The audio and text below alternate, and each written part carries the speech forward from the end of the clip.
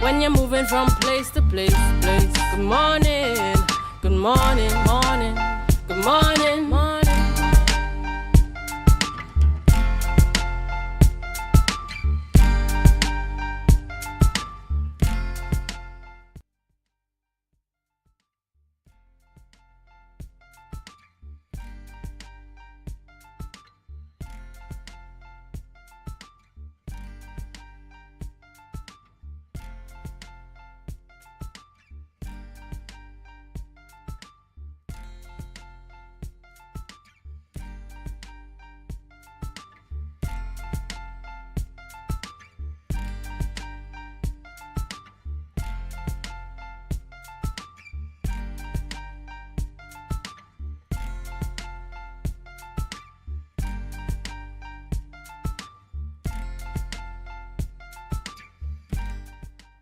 Good morning, and welcome to the morning show here on Tobago Updates Television. It is Tuesday. Yes, it's Tuesday, the 6th day of May 2025, and we're coming to you live from the Port Mall here in Scarborough, Tobago. I am Adana Kumbi, and this is the day that the Lord has made. We will rejoice and be glad in it. Good morning, and my name is Akinlabi Holder, and welcome to the Tobago Updates Morning Show. We are alive and well. We have another day to make our lives better. We have another day to serve the Lord as best as we can. We have another day to make an impact on this island and in this world, Adana. Yes, Akinabi, and I really do love your introduction there, of course, being able to make an impact. And you know, we always like to talk about if you can do something to help somebody, to encourage somebody, and of course, to give them a little forward, you know, you should always look for the opportunities to ensure that you can make that measure of impact. Yeah, that's what life is about. That is exactly it, you know, because you want to be in a position when somebody asks, what do you think about Akinlabi? They could say that, he really stood in the gap for me some time ago. He gave me $5 when I was real thirsty, stuff like that is what we want to ensure that we can leave that kind of impact on people. So you're right, and I'm going to work with that for this week. This week is about making impact in people's lives. Ladies and gentlemen, we do hope that you could stay with us throughout the entire programming this morning. We have so much to talk about right here on set, so do stay with us. But before we get into all of those conversations, we head on over to the news in 90 seconds. Adana, here is your news in 90 seconds for Tuesday, May 6, 2025. At 3 p.m. today at President's House, Arima MP Penelope Beckles-Robinson will formally receive her letter of appointment as opposition leader. Beckles-Robinson has indicated plans to recommend 6 opposition senators, striking a balance between youth and experience. Possible senators may include a Tobagonian and PNM candidates who were unsuccessful in the April 28 general election. Beckles-Robinson emphasized the need for consultation within the party before finalizing her choices. The PNM has expressed full support for her appointment. Opposition Senator under Section 40 of the consultation will be sworn in at the next Senate sitting. Former Prime Minister Stuart Young has warned the government against dismissing the Dragon gas deal and relies solely on unproven oil and gas prospects in Grenada, Guyana, and Suriname. Responding to Prime Minister Kamala Persad-Bissessa's declaration that the Dragon gas deal is dead, Young called her comments irresponsible and lacking proper analysis. He noted Grenada's Nutmeg gas field has no proven reserves and major infrastructure costs. In contrast, Dragon gas offers proven reserves and a shorter pipeline route. Young stressed Venezuela remains key as pipeline from Guyana or Suriname must pass through its waters. And finally, the People's National Movement will hold a special General Council meeting today to elect a new chairman and vice chairman by secret ballot. General Secretary Foster Cummins, who will not contest for chairman, said the meeting was requested by 20 members. The party's leadership was shaken after the resignation of former chairman Stuart Young and deputy leader Rohan Sinanan and Dr. Keith Rowley's exit as political leader. The roles of political leader and deputy political leader remains vacant until a further convention with discussions on its date set to follow today's meeting. And that was your news in 90 seconds. Thank you, Bianna, for our news there in 90 seconds. And yes, we continue to get the swearing-ins and the official appointments and documents of appointments to operate. And so we see that happening today as well for the leader of the opposition. And we continue, you know, as the population to look on to see the operations of the government as it affects and impacts our lives as citizens right here in Trinidad and Tobago. I mean, there's so much to talk about where this is concerned, and we will continue talking about it. But I want to lighten things up a little bit this morning, if you guys permit me to so do. We are in the month of the mother, you know, and so we want to start talking about appreciating our mothers and mother figures. And so, you know, I want to, you know, just start from now to extend love to the mothers who are around us, the people who have stood in the gap for those of us who don't have mothers right now, you know, just to send some love and appreciation to all of them who are around this morning. Right, so I just wanted to put in that plug there this morning to share that type of love. I don't know if there's any additional things that you guys want to talk about this morning on air. Invite our viewers to be a part of the conversation that we're having here on set this morning. Well, for me, it's just that, you know, yesterday was the first for all the ministers out to work, and I was looking at a clip where Mr. Anil Roberts, his welcome was so, you know, elated for him that, you know, he wanted to shake everybody's hand, but it wasn't possible. But most of them were out to work for the first time yesterday. Yes, and to follow along on the path of the discussion concerning the governance, we see that they're starting to have a bit of a heated debate about the hydrocarbon future of Trinidad and Tobago, and a number of discussions on the path and the strategies that we should take to revitalize our hydrocarbon industry in Trinidad and Tobago. But, you know, we hope that cooler heads prevail, and those that are in office, they utilize the best strategy moving forward. But I'm really happy to see that there is some sort of increased discussion about alternative paths beyond the drug and gas deal to secure the future of Trinidad and Tobago's hydrocarbon industry. And you know, I think yesterday it was Dr. Faith who said political will, so we just want to ensure that the political will remains in a position that kind of ensures that all the citizens benefit. So the alternative conversation is welcomed, and of course to ensure that at the end of the day there is something put in place for sustainability of the operations in the economy of Trinidad and Tobago, to ensure that we are in a better place. And when you talk about the economy, you're impacting all other industries. All other industries are sustained through the economy. Yes. You're talking about health, education, even the orange economy, you know, and so we want to ensure that we are in a good place where that is concerned, that all the other industries can kind of bounce off of that, to ensure that we can obviously provide for generations to come. You know, once you start making that foundation, then you kind of empower the people to continue along that path and reap the benefits thereof. Yes. All right. All right, Bianna, thank you so much for being on set with us this morning. I do hope that you have a wonderful day. Kilabi and I were talking about impact. So go out there in the world today and make your impact, make your mark, and have somebody say that Bianna is an awesome person. I can say that myself because of my experiences, but I do hope you have a wonderful day today, and we'll see you again soon. All right, bye. All right, ladies and gentlemen, it's that time of the morning where we celebrate with those who are celebrating. It's time for our birthday shout-outs. And this morning, I think it's our lone birthday celebrant this morning. This is the man. We have two this morning. We have two. Okay, another one came in. We're celebrating this morning with Mr. Joel Jack. Do you know this gentleman? Do you know this young man? He is celebrating a birthday today, and we do say happy birthday to you. We pray God's blessings upon your life, and we do hope that you have a wonderful day today, time spent with family, friends, and loved ones, and that you take some time to reflect and to, you know, continue to walk in purpose and ask God to help you along the path that He has chosen for you. So happy birthday to you, Mr. Jack.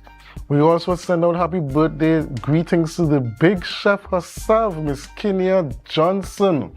Happy birthday, Miss Johnson. We wish you God's richest blessings on this your special day. This the day that you entered the earth and you blessed us all with your presence. We wish you spend it, with your family and friends and loved ones, and you take the time to reflect on your life and plan that way forward, chart that way forward, and put all your plans in the hands of God, and He will see you through. Happy birthday, Miss Johnson. That's right. And of course, even if we don't have your photograph and you are celebrating, we here at Tobago Updates Television, we join in the celebrations with you. In fact, we love celebrations, but we remind you to include God, to put Him first, because He is the sole reason why there's even anything for us to celebrate. Akinlabi, who are we having conversations with this morning? All right. So this morning we're having conversations with Miss Scarlett Groom Matthew. She's a TTPS social worker, and she's coming to talk about the Rock the Island Day of Prayer. You know, the Rock the Island initiative that the TTPS has, going around teaching the boys football and giving them life skills and that kind of thing. And also we're going to have in Miss Tamika Whitlock of the Environmental Research Institute of Charlottesville, and she would also be here along with Ms. Ajoska Vodke, who is the CEO of the Turtle Monitoring Project and the Watching Season, and they're going to be talking about turtle monitoring, the Turtle Monitoring Project, and the Watching Season for 2025. All right. Thank you, Akinlabi, and I do hope that all of yours can stay locked in this morning to be a part of the conversation. Remember, you can leave your comments on our Facebook live stream and on our YouTube channel, so that we know that you're a part of the conversation. In fact, having you as part of the conversation is what keeps us thriving. We're always so happy when you choose us. You are the reason, in fact, why we are #1 for talk show here on the island of Tobago. And I want to send a special shout out to some of the viewers who I interacted with over the weekend, Friday, Saturday. I saw some of you shopping and, carrying along your business and saying hello to me. It really does mean a lot to all of us here at Tobago Updates Television. Just knowing that you pay attention to what we're doing, we appreciate you so very much. And we thank you for choosing us always, each and every time. And so whether you're right here in Tobago, whether you're in Trinidad, the Caribbean region, the United States of America, whether you are in England, all of Europe, Asia, Africa, Australia, wherever you are on the planet, thank you so much. And as we go for a break, we invite all of you to help us. Share the live, share the live, share the live. We'll be right back.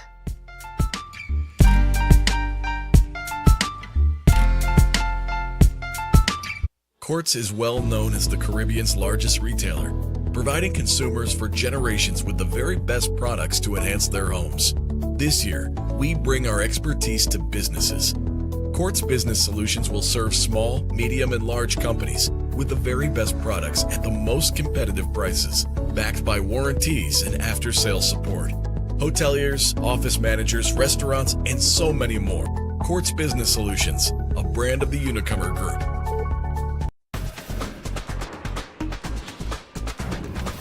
With Flow Business's new smart solutions, powered by super fast, reliable broadband, you'll feel like there are more versions of you working for you. From website design, development, and digital marketing to promote your business, 24/7 business class support to cloud solutions, security, and more. Multiply your growth today.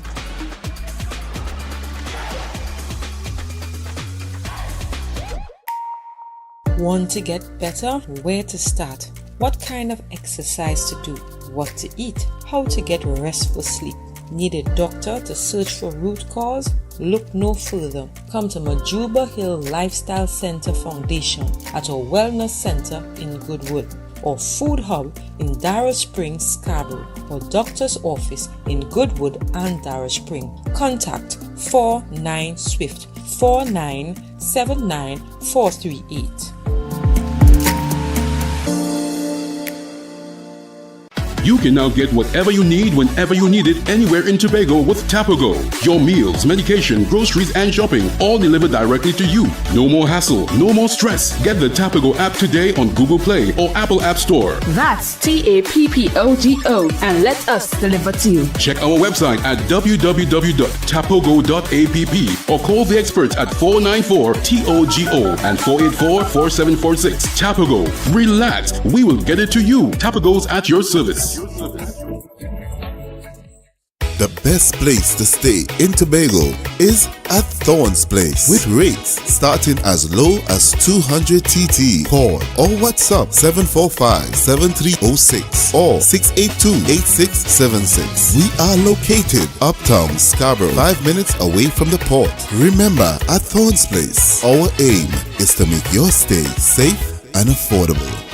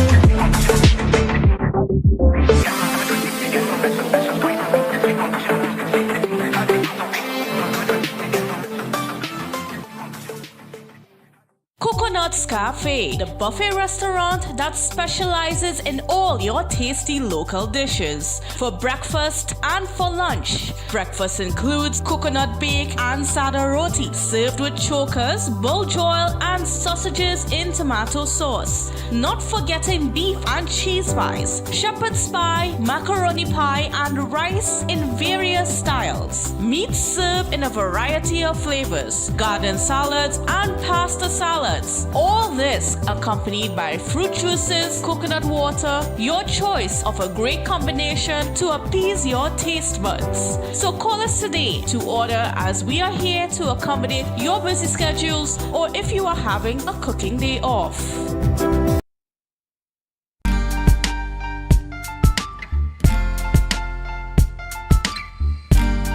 Put a smile on your face when you're moving from place to place. Good morning, good morning, morning, good morning, morning.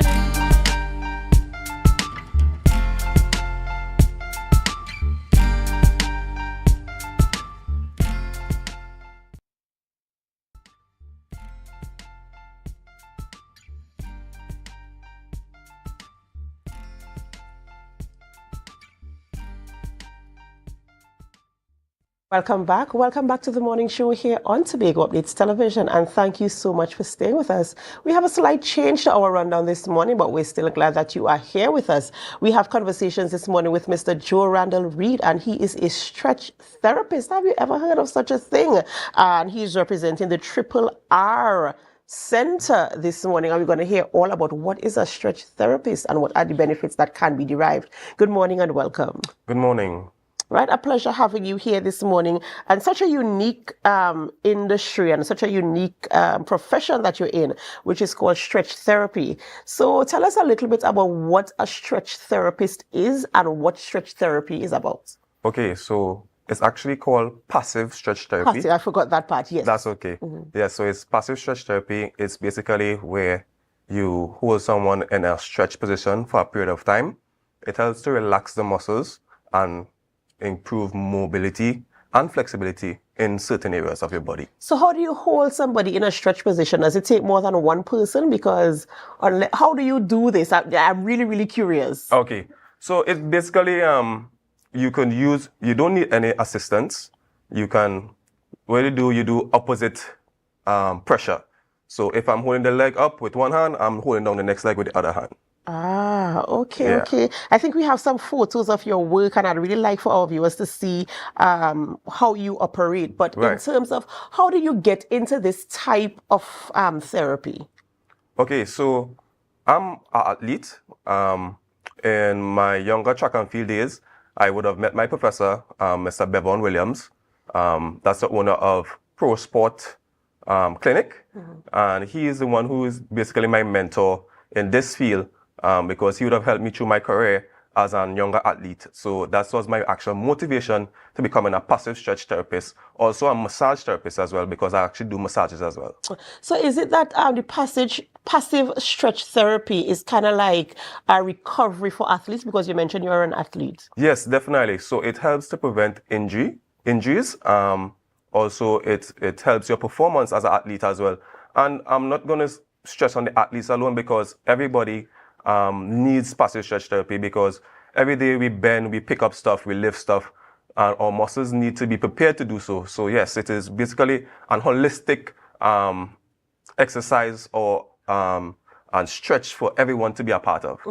And how often, in terms of if you want to remain consistent, because you're right, we have so many movements on a daily basis, and sometimes even if you bend incorrectly and you might pull a muscle, or you might, shift something. Strain something. Right. Yeah. How often to remain consistent and to ensure that your muscles are fully relaxed and that they're not under any strain or pressure? How often do you think you suggest somebody should engage in this type of therapy? Well, for clients coming to me, I would recommend at least twice a month. But there are exercises I can give to you to help you to improve your flexibility on a daily basis.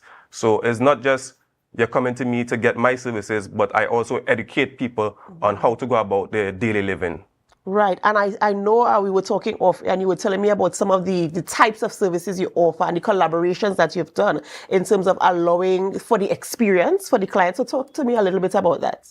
Okay, so nice. So we have couple of collaborations with the Tobago raft.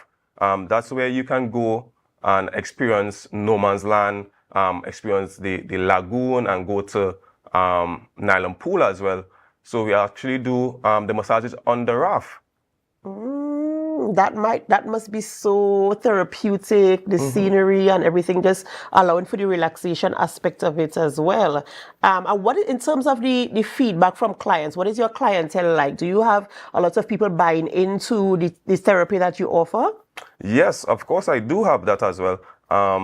Especially after dropping the video with the collaboration with the Tobago raft, I've been getting a lot of calls from people from all over the world, actually. I actually had a call from Canada, from the US, interested in coming to Tobago just to experience that ambience. And I must say congratulations to you where that is concerned. And it's just so amazing how so many things can lead to something that is even bigger. Here you are opening a portal for tourism. That's right. Because when they come for that, they would, of course, engage in other activities on the island as well. So hats off to you where that is concerned. How long have you been in this type of therapy? Because you look like a young man, right? Yes, So how long have you been doing this? Okay, so I've been doing it for a while. Professionally, I would say about a year or two. My business actually started late last year, but I've been doing it without creating a business. Right. Yeah. So officially you've been doing it just about a year thereabouts. Yes. And I think you're doing pretty well. And I know you have some special offers coming up for Mother's Day. So let's get into that. Okay, so we have, for Mother's Day, we have a special for all mothers, right, which is only costing $450. You'll be getting an 45 minutes massage along with a bottle of wine. Ooh.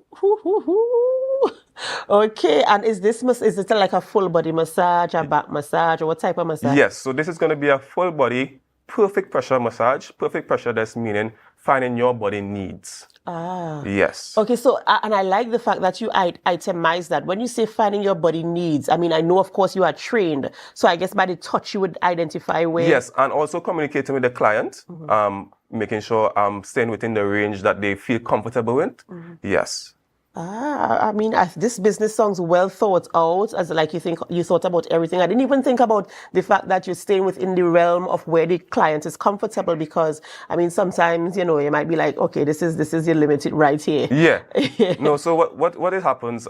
So there's a difference between perfect pressure massages and deep tissue massages. Some people try to cheat the way in to get into that deep tissue. Right. But I, as a therapist, knows what is the limitation based on to cross over into a deep tissue massage. So I'm going to be keeping it within the more of a Swedish massage and a perfect pressure massage. Right. So it requires more for the deep tissue. It requires more. More effort, more pressure. Yes. Okay. I'm being educated this morning here on set, and I like the fact that you are although you've only been in the business officially for 1 year, the fact that you are you're well educated about it and you're able to express and deliver the information that it comes across so easily and well received. And we're looking at the videos now. All right. So this is basically an event I had, right? This was for FAO, right? I was under the in a pamper zone basically, right? Yeah. So we also do events. So we have an event coming up on Saturday, the Pink Pui event. That's where Mystic Pot, yeah, that's his event, and we are going to be there in that event as well. And this is providing relief for participants of the event. So you do stuff for like wider events where you have like revelers and people participating. They come. Yeah. This is after the event. They come and do this. Yes, we do.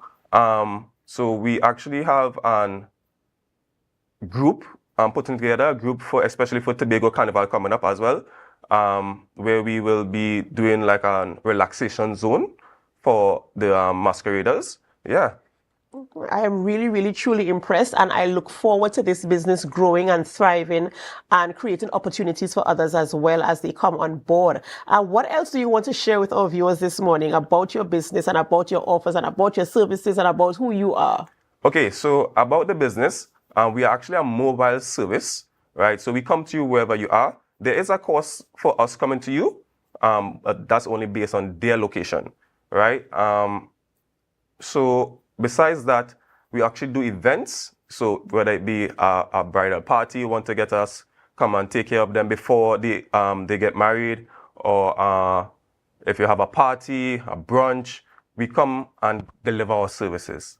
Yeah. Absolutely amazing stuff. I like the fact that you are kind of accessible and reachable there as well. And, of course, I wish you the absolute best.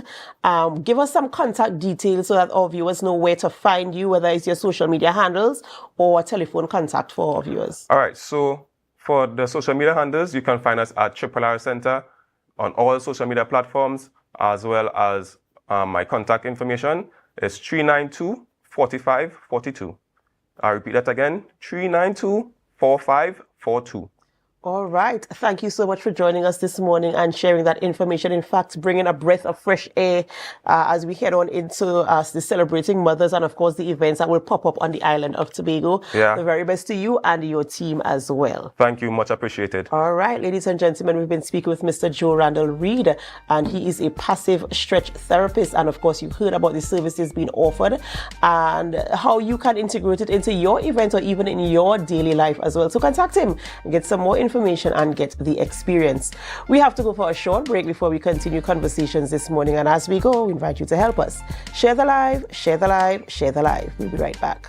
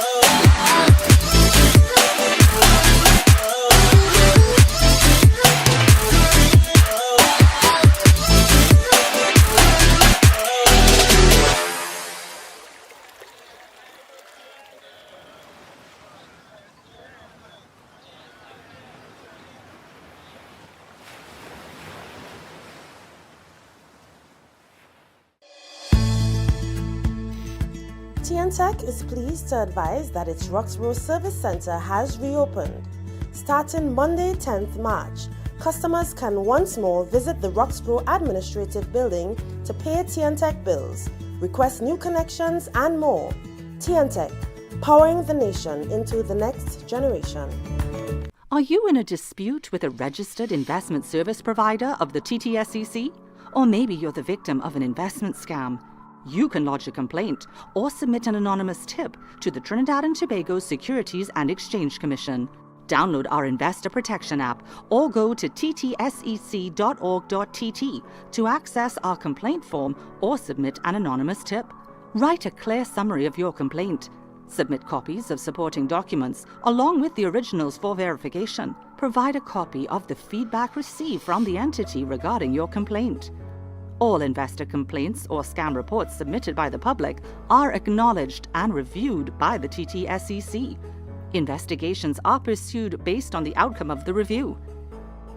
Trinidad and Tobago Securities and Exchange Commission, protecting the interests of investors and the public. You invest, we protect. Everyone benefits.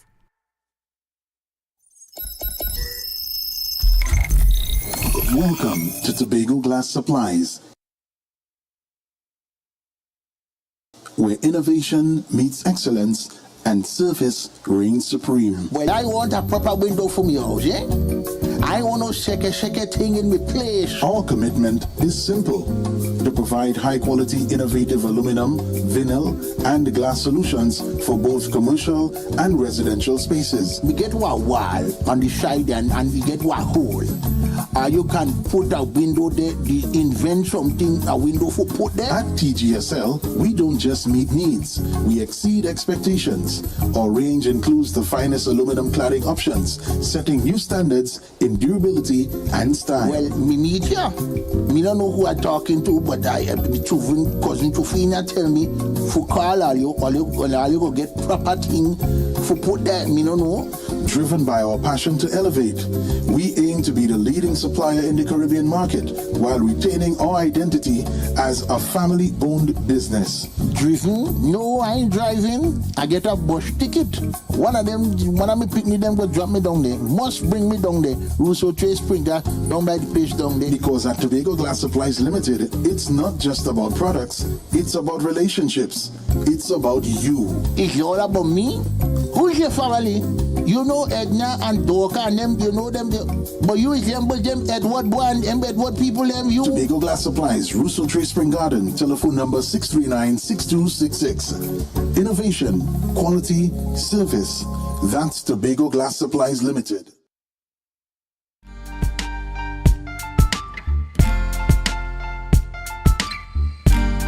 Put a smile on your face when you're moving from place to place. Good morning, good morning, morning, good morning.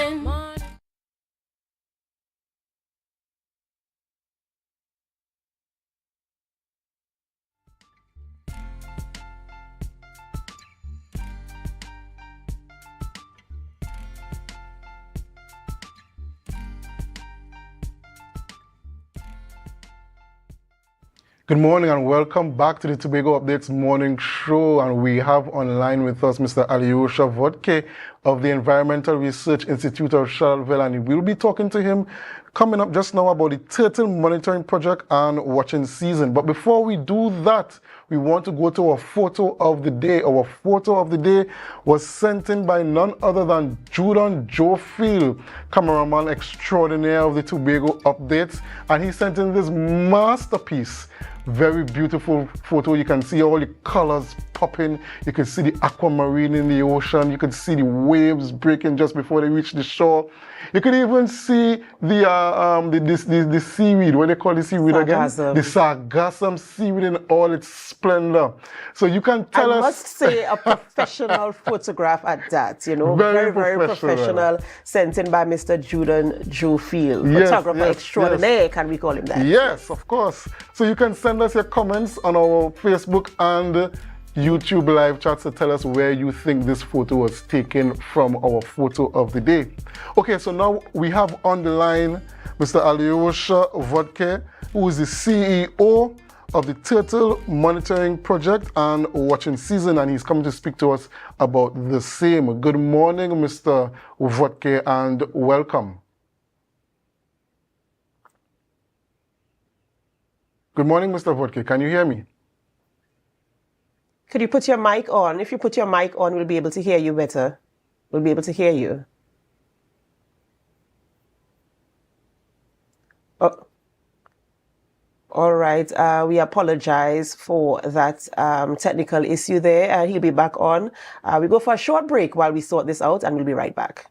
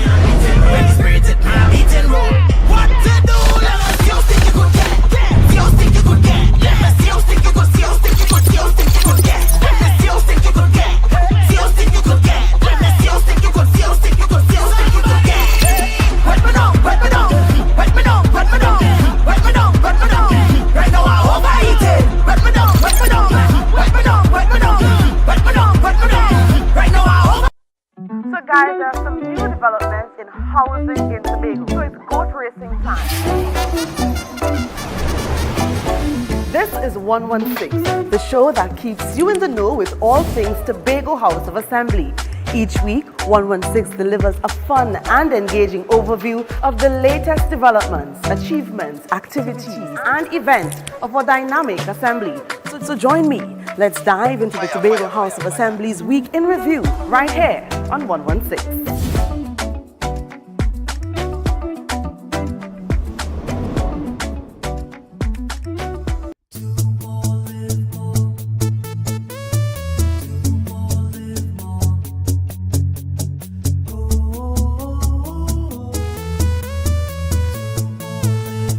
This is how it's gonna go. They better look up and look, 'cause this is your show, and everybody's gonna know. Say it to them once again. They better look up and look. This is your show, and everybody's gonna know. That's how it's gonna go. They better look up below, 'cause this is your show.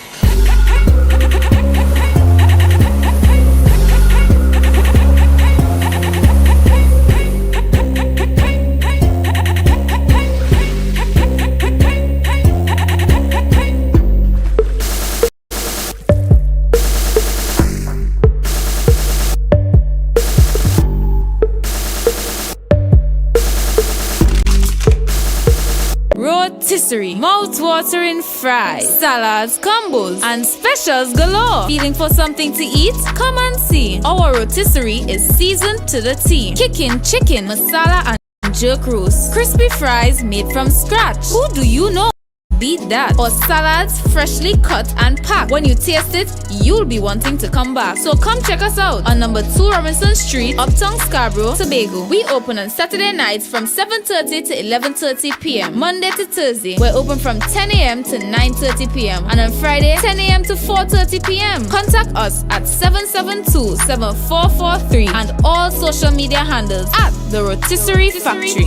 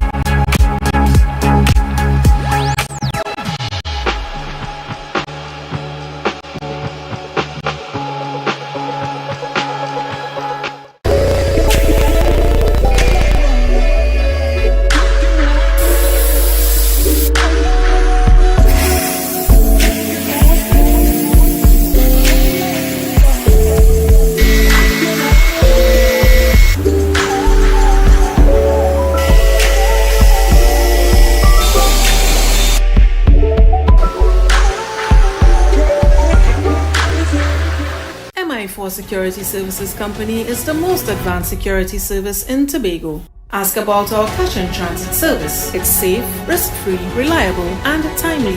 We provide safe banking delivery for all business types and sizes with highly trained staff, 24/7 monitoring, coordinated emergency response, and a well-maintained fleet of armored vehicles. Contact us at 660-7723 or visit our website at www.mi4securitytt.com to sign up today.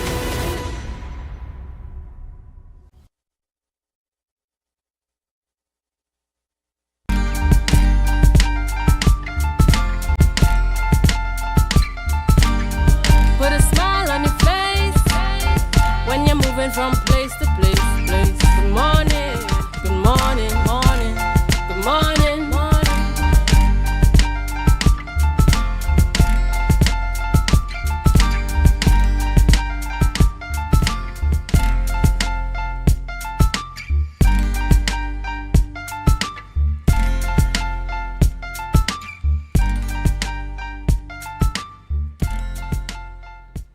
Good morning and welcome back to the Tobago Updates Morning Show. We do apologize for those technical difficulties that we experienced, but we have on the line with us this morning once again Mr.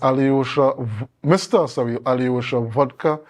He is the CEO of the Turtle Monitoring Project and Watching Season, and he's on here to speak to us about the same. Good morning, Mr. Vodka. And great to have it.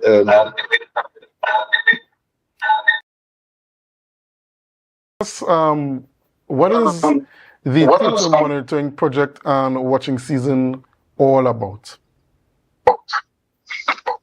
Okay, so just to rectify, I'm the CEO of the Environmental Research Institute in Charlotte, and we are conducting a turtle monitoring program with the financial assistance of the National Green Fund of Trinidad and Tobago. Can you hear me properly? There's some serious feedback. Yes, we're getting some feedback from you that's making it difficult for us to understand what you're saying.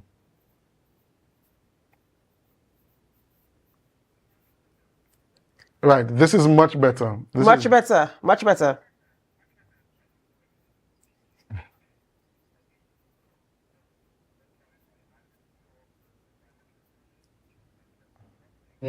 A turtle monitoring program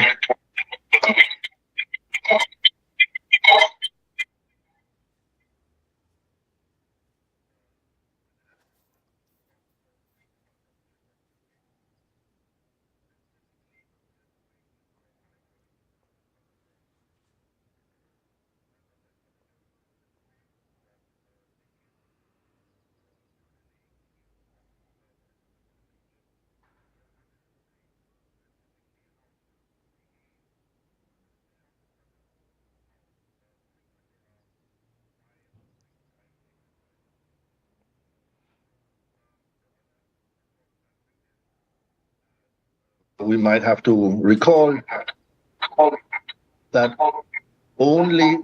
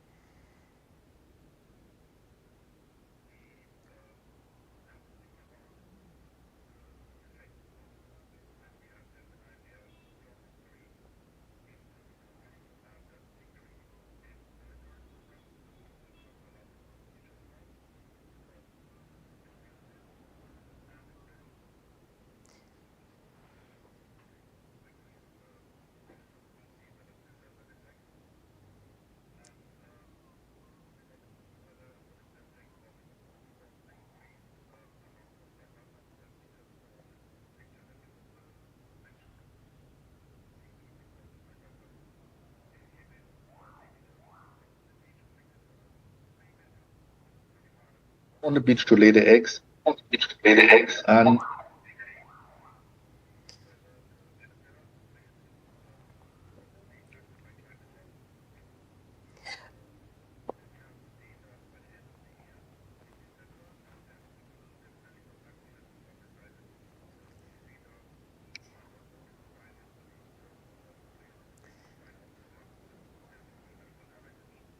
Mr. Woski, unfortunately, we have to go for a break.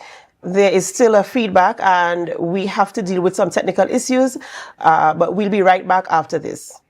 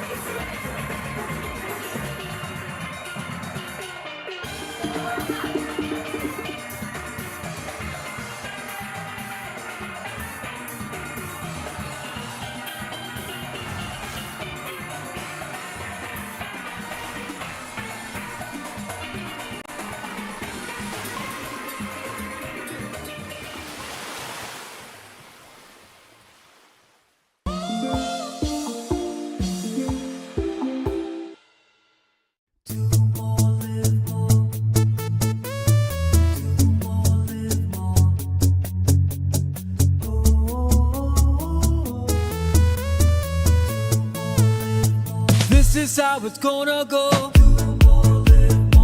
They better look up below, 'cause this is your show, and everybody's gonna know. Say it to them once again.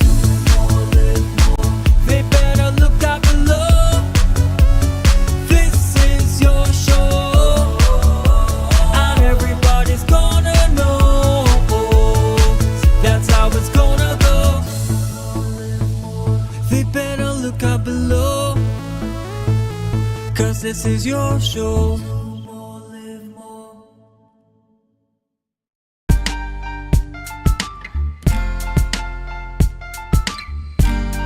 Put a smile on your face when you're moving from place to place.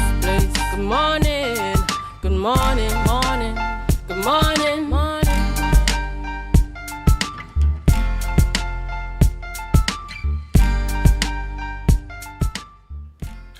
Welcome back, viewers, to the Tobago Updates morning show, and we apologize once again for the technical issues that we're experiencing.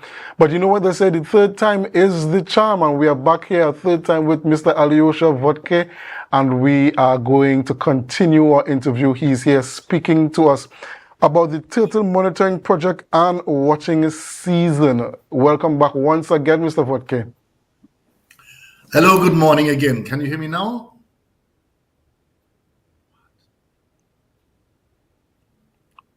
Yes, Mr. Vodke, we're not hearing you right now. Hopefully we could sort this audio issue out. Are you hearing us now, Mr. Vodke? I hear you, but you cannot hear me, and I do not know what it is. All right, once again, we do apologize. We do apologize for this technical issue, and we're hoping that we can have it resolved. But in the meantime, we do have to go for a break, unless otherwise advised. We have to go for a short break until we can sort this situation out again.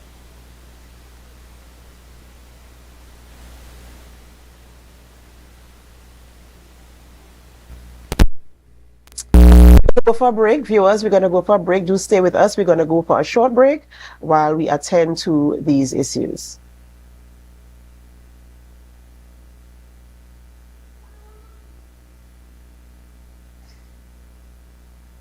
And we do apologize, and we do hope that soon we will be able to rectify this situation, but we are going to go for a short break.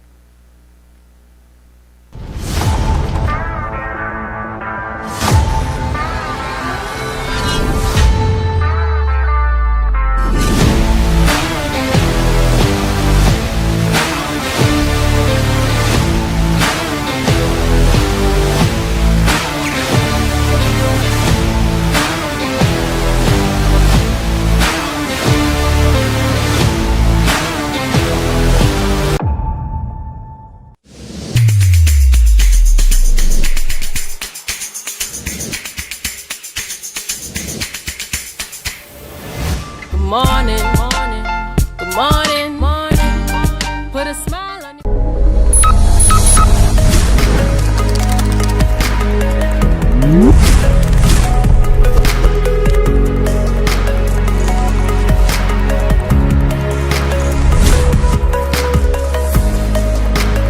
The Division of Settlements, Public Utilities and Rural Development has relocated its Crown Point office to Glen Road in Scarborough to better serve you, our clients. Our main office is located at the corner of Glen Road and Glen Road Branch Number 1, the building formerly occupied by Coastal. Our grant and electrical inspectorate services can be accessed at Number 2 Montessori Drive in Glen Road, Building 1 and 2.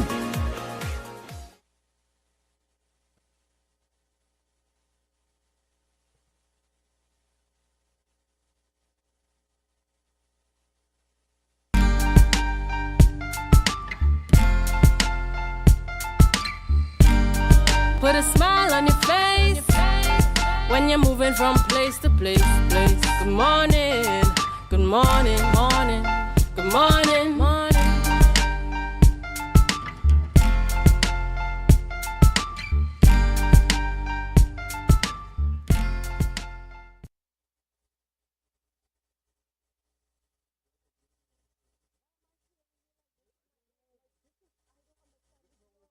Not working. This, I don't know what's going on.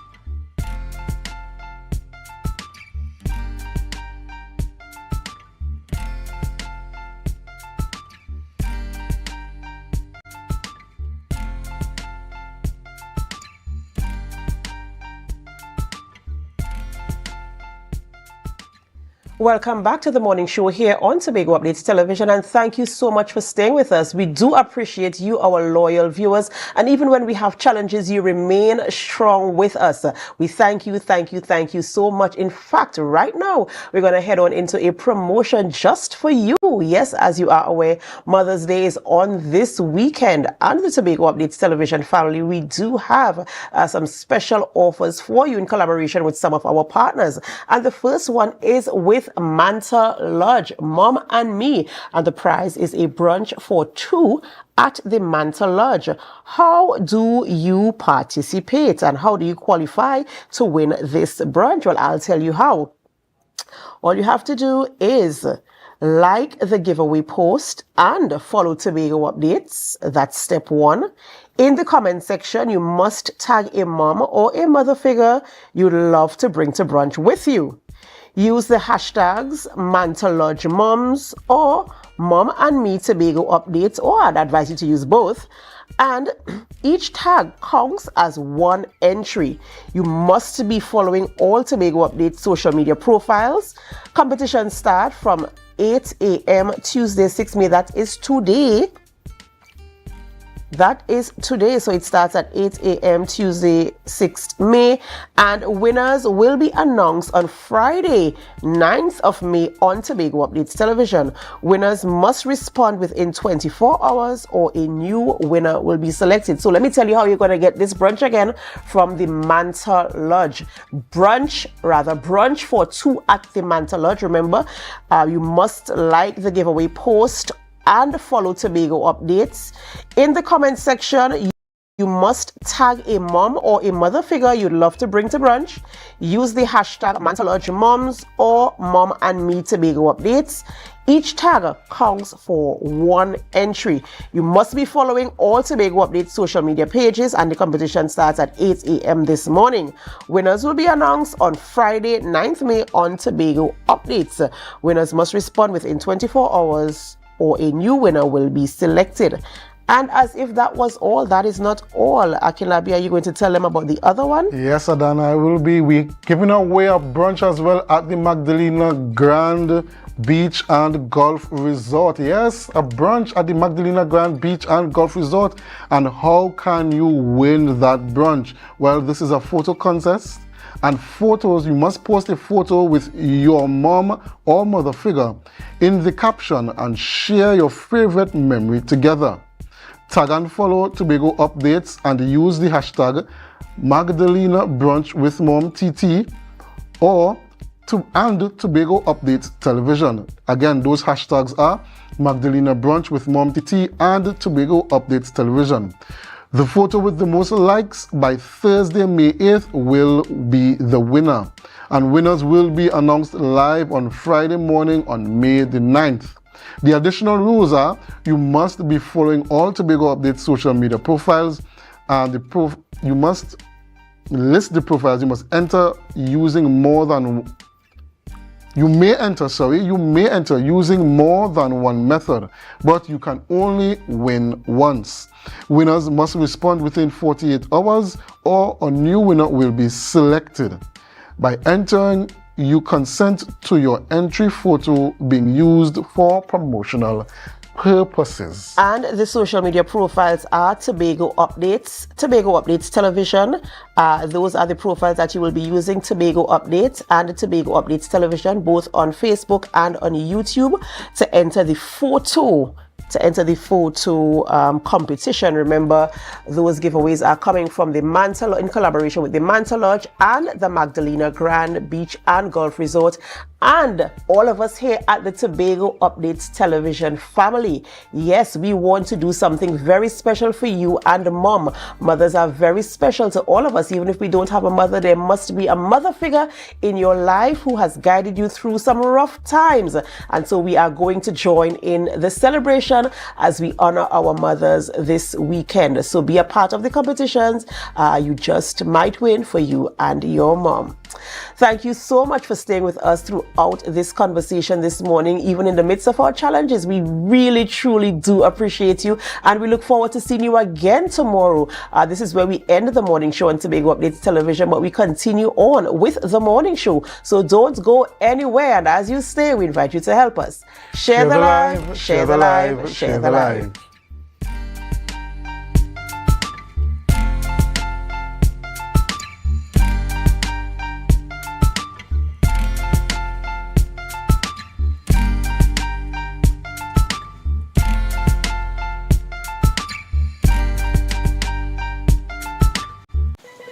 The Chief Secretary attends the swearing-in ceremony of the 9th Prime Minister of Trinidad and Tobago. The Tobago House of Assembly is preparing for the 2026 budget, and the schools are back in session.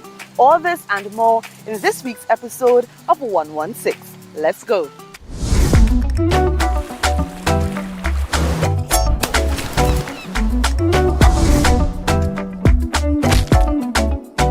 One. 6. Beautiful island.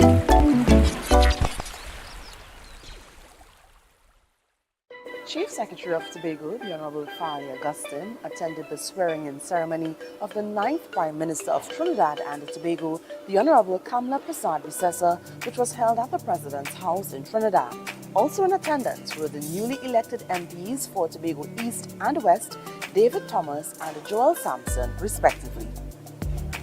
In preparation for the 2026 fiscal budget, the Tobago House of Assembly is encouraging the members of the public and the stakeholders to give their recommendations, feedback, suggestions to make an informed decision in the best interest of Tobagonians.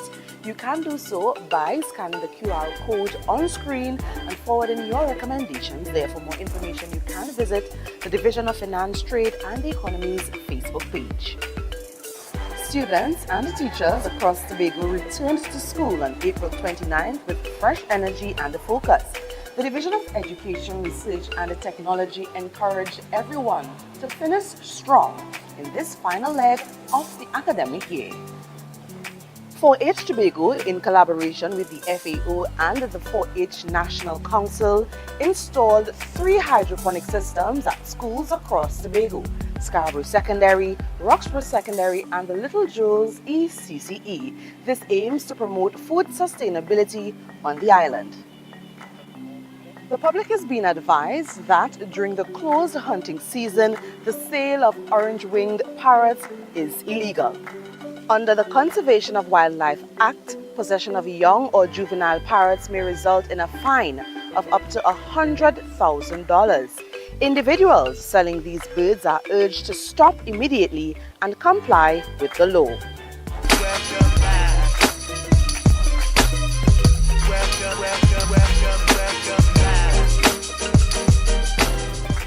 Well, for me is don't play the thing with the 2 long ears. I think most Tobagonians know what that means. Yeah. Where if it's in the day, go use the free and look for it in the night. Something so. Yeah. Right? When you see goat with its half rope, let it hang. That is one of our sayings in Tobago. That when we speak about someone, when you see somebody in trouble and they don't want to help themselves, leave them where you see them, do not pick them up. Sayings that Tobagonians supposed to know is one, me knock my titty and my titty knock my back. You're supposed to know what that is. And me and he or me and she cocoa na soak. You understand? Tobago. And that's for this week's episode of 116. If you've missed any of our episodes, you can catch them all on our social media platforms. We're on Facebook, Instagram, YouTube, TikTok, and we also have a WhatsApp channel. I'm Patricia Nicholson Richards, and I'll catch you in our next episode.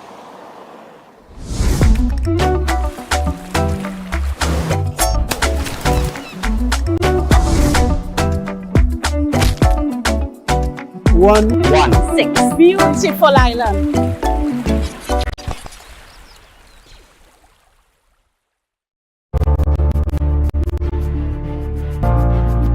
You're viewing Tobago Updates Television, your exclusive gateway to Tobago, broadcasting the beauty of this island paradise to the world.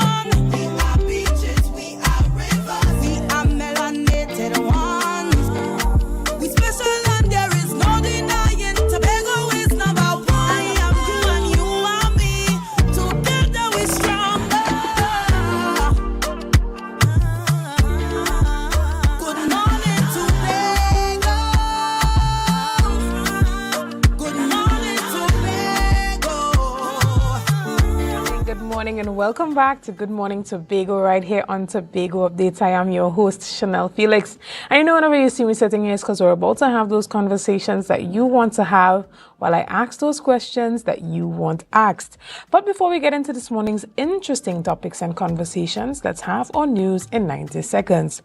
At 3 p.m. today, At 3 p.m. today at President's House, Arima MP Penelope Beckles-Robinson will formally receive her letter of appointment as opposition leader. Beckles-Robinson has indicated plans to recommend 6 opposition senators, striking a balance between youth and experience. Possible senators may include a Tobagonian and PNM candidates who were unsuccessful in the April 28 elections. Beckles-Robinson emphasized the need for consultation within the party before finalizing her choices. The PNM has expressed full support for her appointment. Opposition senators under Section 40 of the Constitution will be sworn in at the next Senate sitting. Additionally, former Prime Minister Stuart Young has warned the government against dismissing the Dragon gas deal and relying solely on unproven oil and gas prospects in Grenada, Guyana and Suriname. Responding to Prime Minister Kamala Persad-Bissessa's declaration that the Dragon deal is dead, Young called her comments irresponsible and lacking proper analysis. He noted Grenada's Nutmeg gas field has no proven reserves and major infrastructure costs. In contrast, the Dragon gas deal offers proven reserves and a shorter pipeline route. Young stressed that Venezuela remains committed as a pipeline from Grenada to Suriname and must pass through its waters. Additionally, the People's National Movement will hold a special General Council meeting today to elect a new chairman, vice chairman by secret ballot. General Secretary Foster Cummings will not contest for chairman, he said during a meeting that was requested by 20 members. The party's leadership was shaken after the resignation of former chairman Stuart Young and deputy leader Rohan Sinanan. Dr. Keith Rowley exited as political leader. The role of the political leader and deputy political leader remains vacant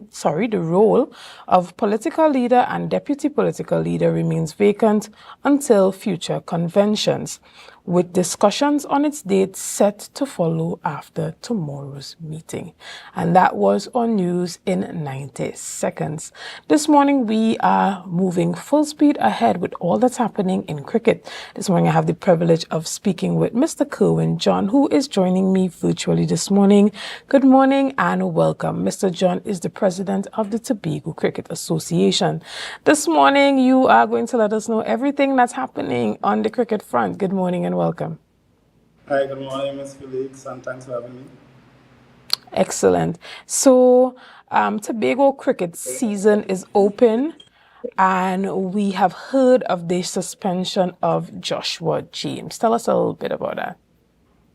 All right. So, Joshua's situation is an unfortunate situation, but I mean, none that cannot be remedied. Let me say that I have been in contact with Joshua. Joshua is doing well mentally and otherwise. He is already in remedial work with the Trinidad and Tobago head coach Riyad Emrit to analyze his situation and get him back up and running. So the job have already been started. It should not be long until Joshua is cleared to be able to bowl again. Excellent. And there are some persons who may be completely unaware of the situation with the young man, Joshua James. So can you give us a bit of an overview of the situation that has unfolded and what has led us to where we are right now? All right. So bowling. Bowling is an action where you run in and you run your arm to bowl the ball. Now, the ICC have since implemented rule where your elbow can be bent, but it cannot be bent more than 17 degrees. In this case, apparently, what was reported by the on-field umpires in that tournament that is taking place, the West Indies Breakout League, that is currently taking place at the Brian Lara Stadium. Apparently, video footage would have shown that Joshua may be bending a little more than the stipulated amount of bending that he can do. So they reported the matter.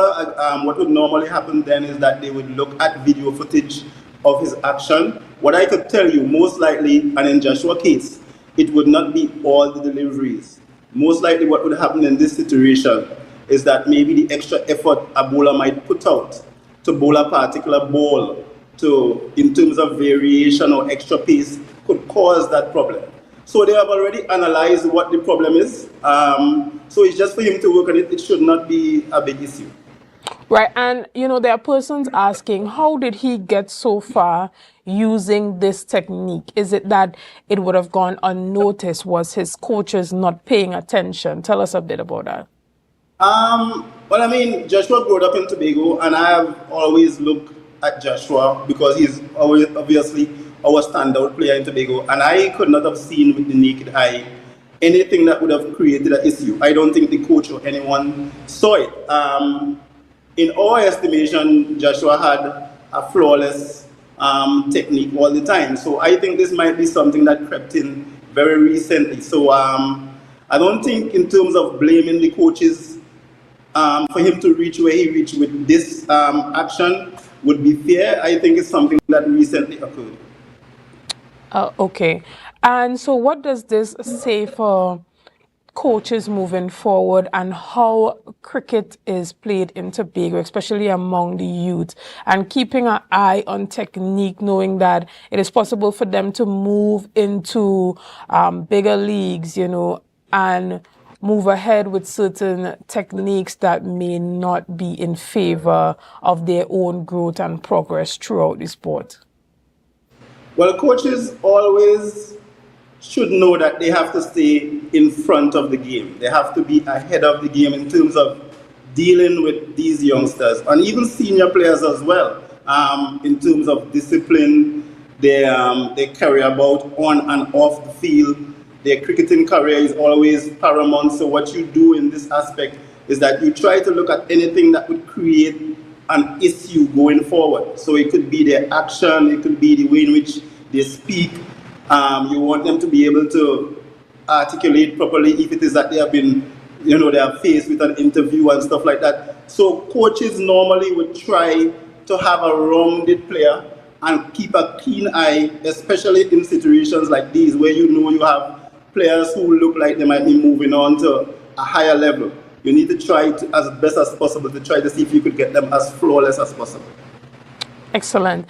And tell us about some of the other activities that are happening surrounding cricket right now. Well, cricket is booming in Tobago. We started off since in February, early February. We had the Earl Arthur tournament, which is going on, which have to be suspended because of lack of facilities. We have the 2 days tournament, which is coming to its end. I think we only have like 2 games outstanding. We had the Dream 11 tournament that took place within the month of March to April. We have the 40 overs coming up, and we have the T20. And we have great anticipation for I think it's the 4th edition of the Chief Secretary T10 Blast, which should be played in June. So we have a lot of cricket. Cricket is exciting, cricket is booming. I mean, there would always be room for improvement in anything you do, but I must say cricket is doing well on the island. And even as it pertains to those improvements that you're talking about, what type of conversations are you having with the policymakers to ensure that the investment is being made in cricket and the facilities are available? You mentioned that during that Earl Arthur cricket tournament that it had to be cut short because of lack of facilities. Since then, what has been done and what is the conversation like? I was hoping to dive out from that, but I mean, I see you bowl me a bumper here by getting straight to the point with that. Yes, we constantly try to have discussions with the policymakers. We try to get our point across, because one of the things that you would not want is for we to be thinking 100 speed ahead, and then the policymakers who are in charge of getting things ready for us, they are thinking at 50. That could create a hindrance. So we try our best to have conversations. Conversations have been happening. I mean, I've long been clamoring for a cricket stadium in Tobago. It hurts me that up to this day that we cannot have a dedicated cricket facility in Tobago. I mean, and I've been clamoring for this since 2014 up until this day. I mean, cricket is one of the fastest growing sport on the island and in the world. It is an avenue for youngsters, for people to play them with themselves out of poverty. 1 or 2 T20 contract makes you a millionaire. I mean, when you look at all the sports around the world, there is nothing that have a clear path to success and to make yourself, enrich as cricket. So sometimes I wonder why we take so long. But infrastructure-wise, we are behind where that is concerned. We need some serious work with that. So I hope the authorities that would get on board and we would get this right. As I said, the biggest thing would be getting facilities ready for cricket, getting an international dedicated cricket facility. I would love to see those things. Excellent. And as it pertains to the potential of the young Tobago cricketers, tell us why it's so important for this investment to be made. What type of talent are you seeing when you go out there, and what, outside of the facilities being lacking, what type of guidance and financial investment is needed to get these youngsters up to international standard? Well, I must say the youngsters have been doing us well at the under 19 level, at the under 17, under 15, and well, the under 13 would have played yesterday. And I was very proud of their performance. Yes, they did not win the game, but it's always about the effort and what you can see in terms of putting something in place for improvement in going forward. The under 19 team, 2 years consecutive to the national under 19 semifinals last year and this year. They have been doing well. That could only be the case because of the work that went in at the lower level, the under 13, the under 15, and the under 17 level. We are now reaping the reward of that. What we are saying is that we need the same infrastructure and we need to get access to the facilities to be able to groom these youngsters, because as you asked, there are a lot of talent out there. Tobago have immense talent. It's just how we harness the talent to get the best out of the youngsters. But we need to get everybody on board in order to do that. Excellent. And finally, what is the role of the community? We have persons like Joshua James, and how does the community rally around these youngsters to even assist, taking some of the burden off of the Tobago House of Assembly and creating collective responsibility for the growth and development of these athletes? Well, the community should always play an integral role, because these youngsters that you know have potential, and these youngsters that you know are our future West Indies players and stuff like that. Keep a close eye on them. They are within you. They are among you. Look at them. Look to see if they are doing anything wrong. Look to see, well, okay, fine. Ask a question. Joshua, what's up with you? Are you looking after your personal interest in terms of, did you go and run this morning? Why are you sitting on the block? No, I'm not saying Joshua is doing that. I'm just talking openly. Why are you sitting on the block? Why are you not in short park training? Why are you whatever? So, I mean, the people out there that have a keen interest and know what it takes for an athlete to graduate and elevate to that level. It's nothing in asking a question. It's nothing in giving advice. I mean, all of us. And I think I didn't answer one of your questions earlier. When I went to the cricket seminar that the late Prime Minister would have had in Trinidad, the West Indies cricket seminar, Michael Holding used a term at that seminar which said, it takes cash to care. I will repeat that. It takes cash to care. So when you tell us that you care about the sport and you care about the cricket or whatever, just understand that it takes cash to care. So what assistance we can get from whoever the powers might be and whatever, we greatly appreciate it, is the only thing that we can use in order to create development for these youngsters. Excellent. And I want to thank you so much for your time this morning. But before you go, is there anything that you want to say to reassure Tobagonians as it pertains to Joshua James and just cricket on a whole as it continues to develop on the island? I would say, as Tobagonians, let's rally around Joshua. Joshua is fine. As I said, I spoke to him. He's in a good space. His remedial work have already been started. They have been taking video footages of his action and stuff to send it to Cricket West Indies so that he would be cleared. So Joshua would be fine. Let's all just be a supportive hub. Let Joshua know that he has the whole of Tobago, because I could tell you that Joshua is the closest thing that we have to make a West Indies team. And I have no doubt that sooner than later that Joshua would be a West Indies player. So let's all rally around Joshua.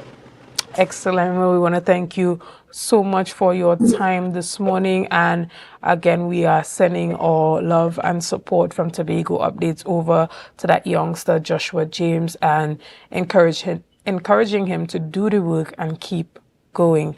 Again, we want to thank you so much, Mr. Kerwin John, for your time this morning and for doing a great job at representing the Tobago Cricket Association. Guys, we're going to take a quick break right here and we'll be back really soon with much more conversation.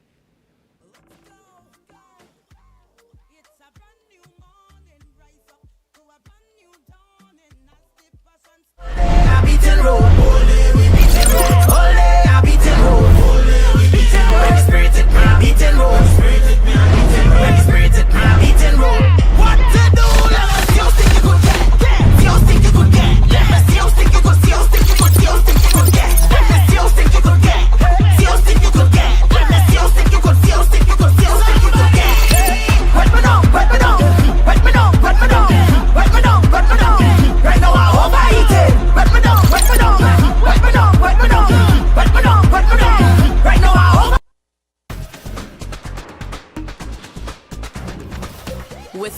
business's new smart solutions powered by super fast, reliable broadband. You'll feel like there are more versions of you working for you.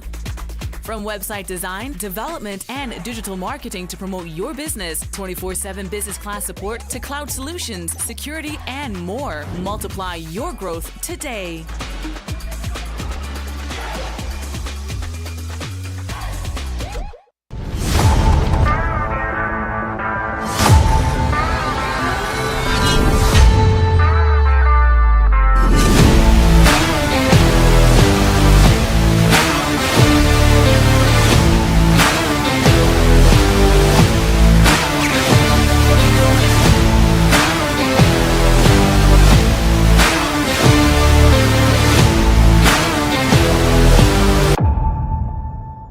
You can now get whatever you need whenever you need it anywhere in Tobago with Tobago. Your meals, medication, groceries, and shopping all delivered directly to you. No more hassle, no more stress. Get the Tobago app today on Google Play or Apple App Store. That's TAPPOGO and let us deliver to you. Check our website at www.tapogo.app or call the experts at 494-TOGO and 484-4746. Tobago. Relax. We will get it to you. Tobago's at your service.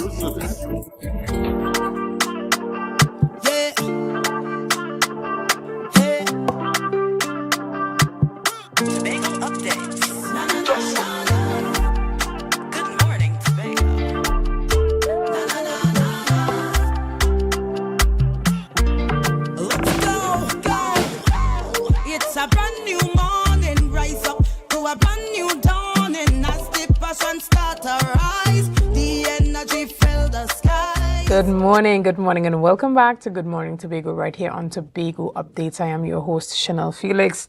Guys, this morning we continue with our conversation and we're jumping right back into that general election conversation.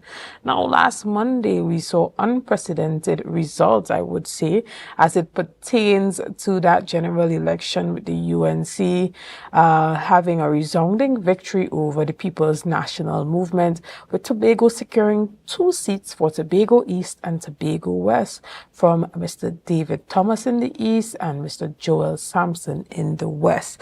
This morning I have the privilege of chatting online with political analyst Dr. Winford James as we discuss a bit on that. Good morning, Dr. James, and welcome. Good morning, Ms. Felix. Thanks for having me. Good morning. It's always a pleasure to chat with you now. We saw that you were there online on the night of election, so we kind of got to see some of your live reactions while those results were coming in. And I remember watching and seeing you and hearing you say that it's a bit too early to call, but the trend is suggesting that the TPP was about to sweep both Tobago East and Tobago West. Now, from you, did you see that coming? Not the sweep. I actually thought, based on the data we were receiving, that PNM would retain the seat, Tobago West, that Chamfa held, and TPP would win Tobago East. But things did not turn out that way, and largely because we didn't have all the data that we needed to have. I know that Professor Ghani suggested that his poll, his poll was suggesting that UNC would win, is it 45% of the vote? And PNM would win, I think it's 30-something% of the vote. Anyhow, in this studio room there, what we were saying is that it was too early to call when people were willing to call. And when we had enough information to show how matters were trending, it appeared that UNC would win, and it appeared also that Tobago would win. And in fact, the former Prime Minister, one of them, Dr. Rowley, was able to concede defeat even before the EBC had presented us all with the information, which I thought very interesting. So he was conceding earlier than the political leader of the PNM has ever, but not has ever. It was a strange moment for me that he could concede defeat as quickly as he did. Right. So it would go ahead. Now, Now, you have persons using a number of terms as it relates to the People's National Movement and its party, even from an article presented by Mr. Clyde Weatherhead, indicating that persons are viewing the party as being hubris, out of touch, disconnected, and in some instances a bit outdated. What do you think are some of the key reasons why the PNM has really become distant from not only the general public of Trinidad and Tobago, but even its own followers? Mm. If the PNM had won, what would people have said? People can, in hindsight, say that this is the reason and that is the reason for our party losing. But we are all guessing, and I hope we realize that we are all guessing as to the reasons why. For a long time now, though, the PNM has not had a narrative that was attractive to the people of Tobago and the people of Trinidad. But let's deal with the people of Tobago first. PNM hasn't had anything attractive because the PNM Tobago has presented itself as part of the monolith that we call the PNM for the longest while. The two representatives of Tobago in the parliament do not have or did not have a voice that was independent. That has not happened. They have been part of the PNM in the country as a whole, even though they speak of a PNM Tobago.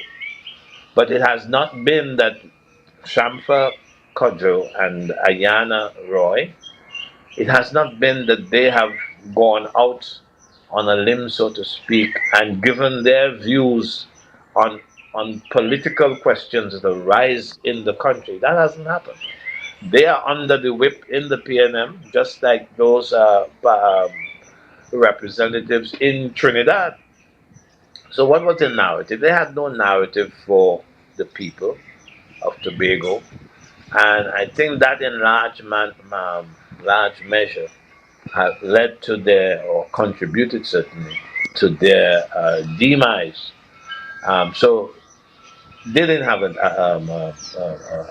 narrative a convincing narrative to present to the people of Tobago. And Tobago is crying out for autonomy. Tobago is crying out to the authorities, and something that happened, of course, in this coalition, this of sorts that has developed between TPP and the UNC. But Tobago is still on the question of autonomy. But you will not hear, or it's now past, you would not have heard Shamfa and Ayana coming out in the open and saying, we represent Tobago in this matter of, we have been the government of this country and we represent Tobago in the matter of autonomy. You will not hear that kind of conversation. Now, with respect to the broader question of PNM being out of touch, well, that comes when you spend a lot of time in a position, in a post, and you get to thinking that what you are doing is the right thing, and you get to speaking to people as if you own them, as if their vote is yours, and that the way that they are governed, that they are governing the country, is the better way overall. But Chanel, even though the PNM has so behaved that people have seen them as being arrogant, people have seen them as ignoring their plight, people have seen them saying and doing things that frighten them. The question of property tax, the question of more taxes to come, old age pension being under threat, the extent to which the PNM has, I don't know, but PNM doesn't seem to have listened to the people with respect to what their needs are. For example, the laptop issue, the Couva Children's Hospital, and so on. The university branch down in Debe. People think that they were uncaring, but for me, Chanel, the question is whether those are the real reasons why the PNM failed. I don't think so. I think the real reason has to do with the how should I put this? The real reason has to do with the price of oil and gas that has been trending downwards over time. Right? Every government that we have had in recent, since way back in William's time, every government has floundered because the price of oil and the price of gas trended downwards, and therefore there are things that the government could not do because of this great reliance on oil and gas and this non-diversification of the economy. We find that when the price of oil and gas trended downward, that the PNM could not keep the interest of its followers, some of them, and of the wider population. And if you go back over time, as I was saying, Ms. Felix, you will find that every time the government has changed, it has changed because the price of oil has not been good. The price of gas has not been good. But understood. Of course, of the price of oil not being good, you're going to have certain other budgetary constraints that make it seem that there are other matters than the ones that I have identified. All right. Now, we're going to take a quick break right here, and we'll be back with much more conversation. So, see you soon. Quartz is well known as the Caribbean's largest retailer, providing consumers for generations with the very best products to enhance their homes. This year, we bring our expertise to businesses. Quartz Business Solutions will serve small, medium, and large companies with the very best products at the most competitive prices, backed by warranties and after-sales support. Hoteliers, office managers, restaurants, and so many more. Quartz Business Solutions, a brand of the Unicomer Group.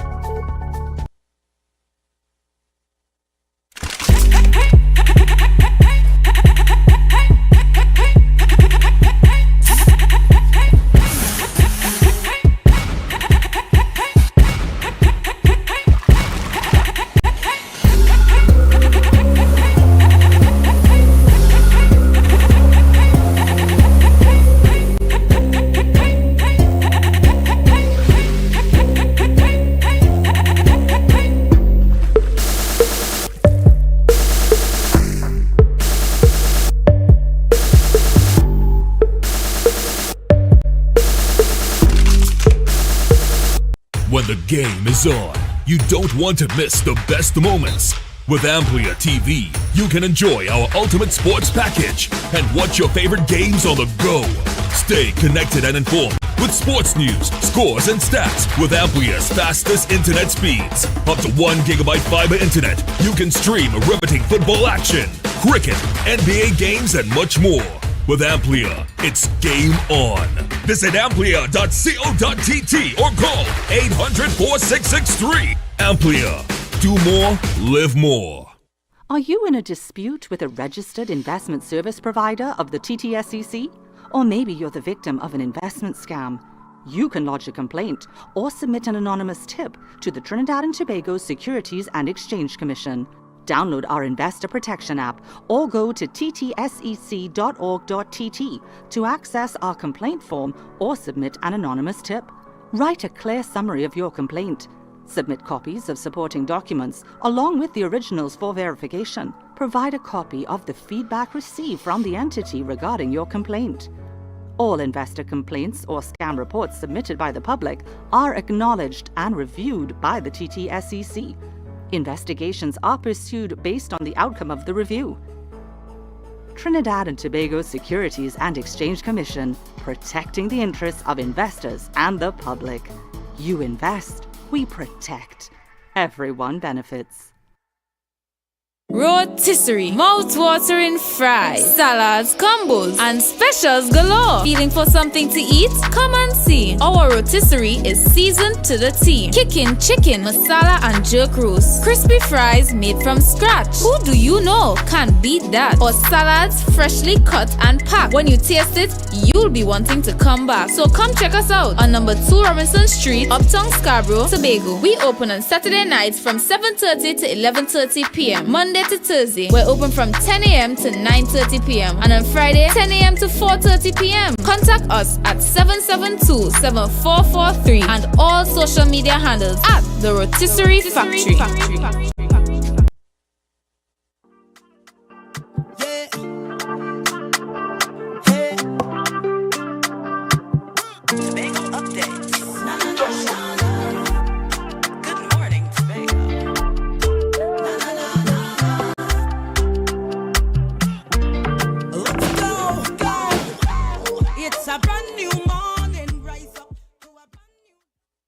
Go right here on Tobago Updates. I am your host, Chanel Felix. This morning we have been having a number of interesting conversations. We started off chatting with the president of the Tobago Cricket Association, and now we are chatting with political analyst Dr. Winfred James as it pertains to that general election result. Now, Dr. James, a number of persons are asking, how does these 2 Tobago seats truly impact Tobago positively? Will they have any impact? So that is the question being posed right now. So what are your perspectives? Well, the TPP won the 2 seats. Unfortunately, I'm unable to hear your audio at this time. I'm not sure if it's me or... I can hear you. You cannot hear me? Hello? Yes, I can hear you now. Okay, because I haven't done anything. Okay, so I was saying, so we start off by observing that the TPP won the 2 Tobago seats in a context where lots of people felt that the TPP would not have won both. They would have probably won one, but not both. And they won both seats, and the UNC won more than 10 seats that they had not won for a long time, when people felt that maybe if they were to win in Trinidad, it would be a matter of maybe not more than 2 seats. In other words, there was a landslide victory in Trinidad, and of course we had an avalanche in Tobago. Tobago having won, the TPP having won both seats. And even before they won the seats, people knew, it was open secret, that there was some coalition, some coalescence happening there between the UNC and the TPP. And it was felt that because, not because, my apologies there, it was felt that the UNC could not win more than 2 seats. And if that were the case, even if they won by a very slight majority, the point is TPP would have been in a better position to influence government policy at that point in time. But the UNC picked up 10 seats, 10 extra seats. So it was a situation where the leverage that the TPP could have had was taken away by the Trinidadian electorate that opted for the UNC in 2025. Now, maybe maybe the coalition that I was talking about, which was rather loose, but still quite evident, maybe that loose coalition could have resulted in the two guys from Tobago being given a ministerial post in the new government. But Chief Secretary Farley Augustine said that he and his party were not interested in having ministerial positions in the Kamla Prasad Bissessar cabinet, that they would sit in the parliament on the basis of their victory in the parliamentary elections, and they would not be one of Kamla's ministers and so on. Now, we will have to ask Farley Augustine what his thinking was. But clearly, his thinking was one of the options that was available to him, that rather than being lost, or these are my words, by the way, rather than being lost in the population of the government, the UNC population of the government, he preferred that for them to keep their independence and probably negotiating particular things as they went outside of the parliament, so to speak. In other words, once they did not break the law and they were making arrangements, they were making concessions, maybe that could happen, and you could have the support of the two seats in Tobago, the two parliamentarians. You will have their support for legislation that required particular majorities. And I don't remember all the bases, even the lawyers don't know. I don't remember all the bases on which you can have a certain majority being expressed in the parliament. We speak of 3/5 majority, 3/4 majority. We speak of a simple majority. So the thing is, we don't quite know the kind of legislative collaboration that might be required for certain kinds of majorities needed by the Constitution for certain pieces of legislation. And I think Farley Augustine is saying, well, let's keep our independence for the time being, and we will take it case by case. Now, remember that is happening in a context where Tobago is not satisfied with the portion of the budget that they are allocated. They have not been happy with that at all. I am sure with the midterm review coming up and with a budget presentation from the House of Assembly to the Minister of Finance, that's coming up as well. We don't know the extent to which an accommodation that goes beyond and upwards of what they have been offering us, which is about 4.03, near the bottom of the scale that was recommended by the Dispute Resolution Commission. We don't know if this government will behave as the PNM has done over time. Although I myself have doubted it, given the kinds of statements that have emanated from the Prime Minister herself and from a minister like Anil Roberts in his Douglas Politics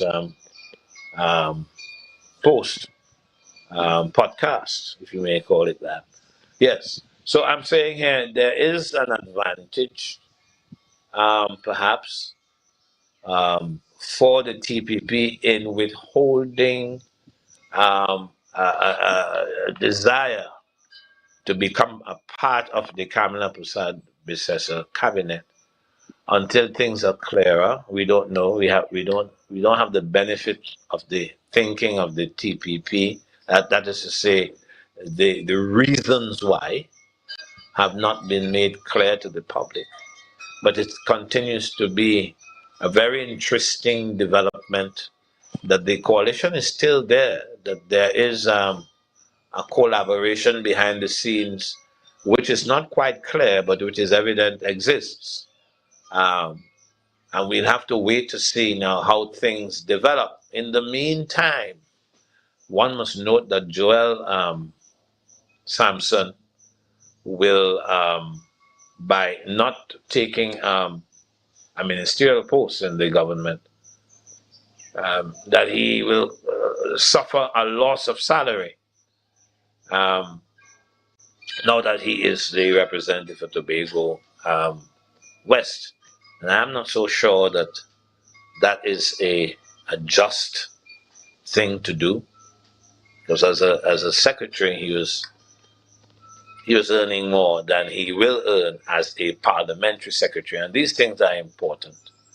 But I imagine that the chief secretary is aware of that. I don't know, that development, which cannot be in Joel's best interest. So, in essence, we are saying that a coalition still exists. The Fali may be required to contribute to the passage of legislation that requires a certain majority that would include the 2 seats. We also are seeing that Fali Augustine has withheld participating at the ministerial level in the new government for reasons that I have not heard him explain, but reasons that must exist. And we still have the question of autonomy to work out. We have the question of the budget that is underfunded. And these things will require continuing discussion on the part of the government and the 2 governments, Kamala Prasad government and in this space. You even had a comment from the Prime Minister that indicated that there are still a number of low-hanging fruits that can change the dynamic of the relationship between Trinidad and Tobago that is outside of the autonomy bill. There are things that they can implement in the meantime. And you're hearing in this space conversations regarding true impact on policy and the way that state enterprises are run by ensuring that there are Tobago representatives that sit on those key boards and state entities. Do you think that this will play a huge role in having a greater say for Tobago as it pertains to the relationship between the 2 islands? Well, representatives that represent the Tobago House of Assembly, that is.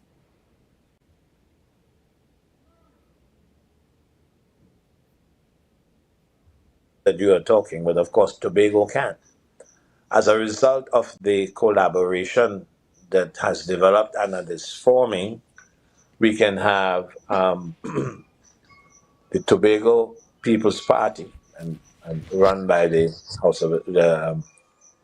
of Assembly, run by the TPP, probably can be given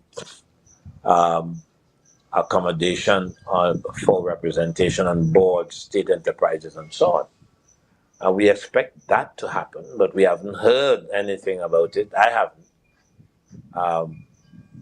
Representation on boards, those are not the most important things, but they do indicate that when they do happen, that would indicate that there is goodwill on the part of the cabinet that has the power to appoint people to these boards and these commissions and so on. Faris cannot just go and occupy. He can't just send people because he doesn't have that power. In relation to things that happen in Tobago, that relate to Tobago, he can do that for sure. Like the venture capital company, for example, he's in control of that and some other things related to Tobago. But there are some things at the national level which require that there's a collaboration between political parties, and so we expect that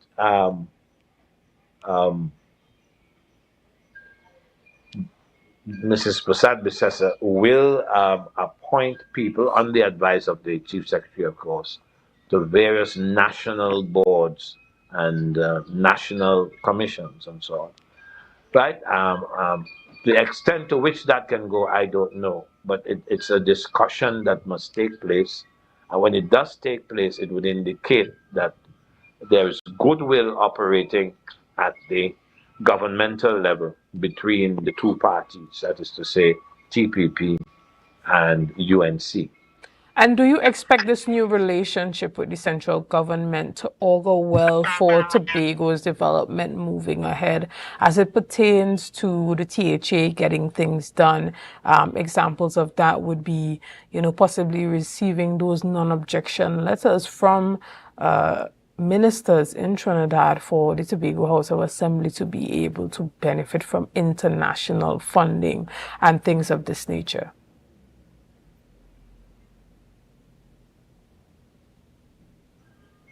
Tobagonians being autonomous in the way they are governed will always be a good thing. Yes? For example, if you want WASA to run properly, you probably might want a memorandum of understanding between the two governments. You know that, of course, the Constitution and the Tobago House of Assembly Act allow for MOUs to be developed between House of Assembly and the government with respect to the management of water resources and so on, and sewage and so on in the island. But the PNM government has never given that up, right? And there are other things that are there which can be done right now once there is goodwill on the part of, once there's a willingness on the part of Farley Augustine and a willingness on the part of the government to see Tobago run its own affairs.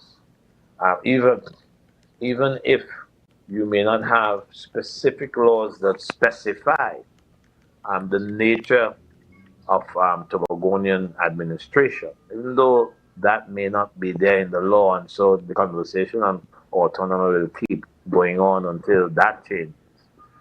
There are a number of things that can be put in place that do not offend the law and are not fatal to the operations of the particular institution. We're talking WASA here, for example. That WASA can be run by the Tobago House of Assembly with better effect than has been the case when WASA has been run by the national government. So yes, you're right, Ms. Felix. There are things like that that have to be worked out, and I am sure that there are discussions going on behind the scenes aimed at putting those things in place, doing things differently from the PNM, but more effectively than they have been doing it. I am sure that that must be part of it, because there is no advantage in denying Tobago certain advantages and certain benefits as government proceeds in the national space. There's no advantage denying Tobago some of the things. And I will want to add those things that I mentioned there, and there are many more. Add those things to the low-hanging fruit to which Mrs. Prasad Bisesa referred, but which she did not spell out in any large measure. But there are things we don't know about, and we must put our voices in the mix and call for an acceleration, because these things have been there, have been around for a long time. We don't have to reinvent the wheel, you know.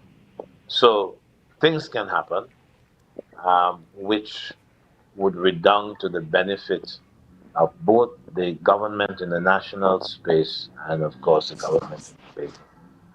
All right. And even finally, before you go, even as there are no Tobago representatives that are currently serving as ministers or senators on the side of the government based on the position that the chief secretary has taken, do you think it's important for this government, not only on the state board level, but as it pertains to consultation, that Tobago has a voice at the different ministerial level? For example, there is now, that Ministry of Defense, Homeland Security.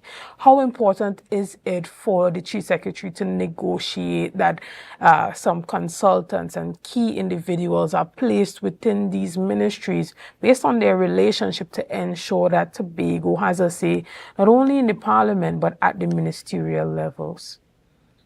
No, I wasn't dealing with, what would take place at the ministerial level. There's a government that has been elected and they must govern. But while they govern, there are things that can be done collaboratively speaking between the two governments. Now, what I am saying here is that if you want the country to be better defended, now we have a Ministry of Defense and we have a Ministry of Homeland Security. Right.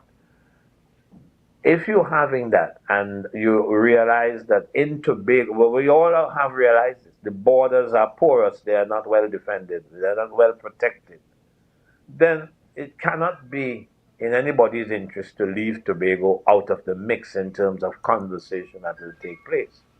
Now, whether there will be somebody located in the Ministry of Defense, that's a matter of procedure, to facilitate that happening is a different question. How best we can have a collaboration that results in Tobago's borders being better defended and protected than they have been over time, right?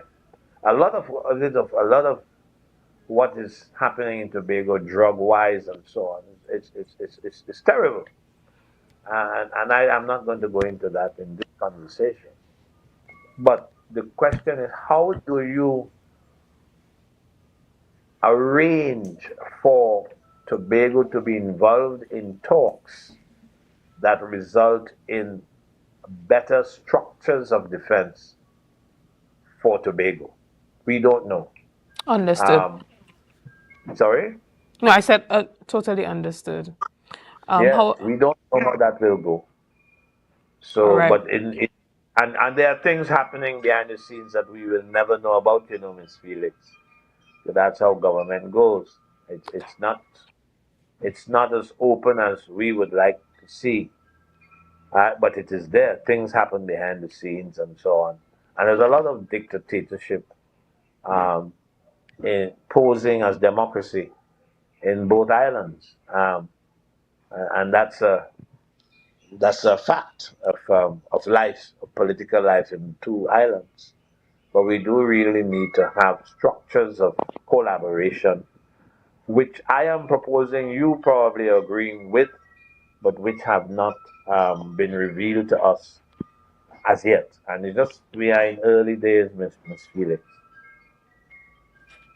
Understood. Well, Dr. James, we want to thank you so much for your time this morning. Unfortunately, that's all the time that we have. We want to thank you for making the time to have this post-election discussion with us. Guys, we want to thank you so much for being a part of this morning's discussions. Thank you for your likes, your shares, and your comments, and all that you have been doing to make Tobago Updates the #1 broadcaster here on the island of Tobago.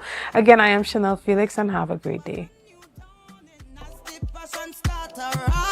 The energy filled the sky.